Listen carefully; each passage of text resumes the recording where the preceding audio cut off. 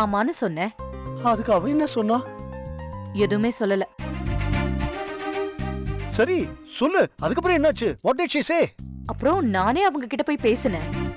உங்களை ஹர்ட் பண்ணிட்டேனான்னு கேட்டேன். இல்ல, அவளுக்கு ஹர்ட் ஆகுறதுக்கு என்ன இருக்கு? எனக்கு அப்படி தோணுச்சு, நான் கேட்டேன். அதுக்கு பாக்யா என்ன சொன்னா? அப்படிலாம் ஒண்ணும் இல்லைன்னு சொன்னாங்க. வாழ்த்துக்கள்னு சொன்னாங்க.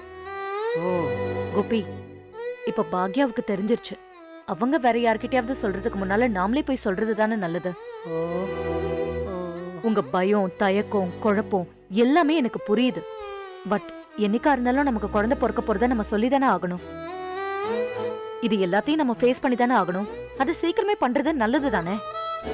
இது எங்கேயுமே நடக்காத விஷயம்லாம் இல்ல.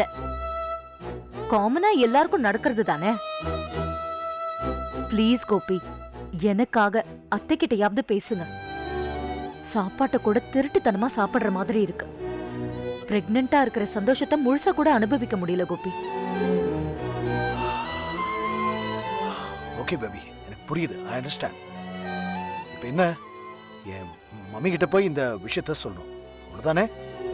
நான் சொல்றேன், நாளைக்கு காலையில முதல் வேலையா நான் இந்த விஷயத்த போய் அம்மா கிட்ட சொல்லிடுறேன். ஓகேயா?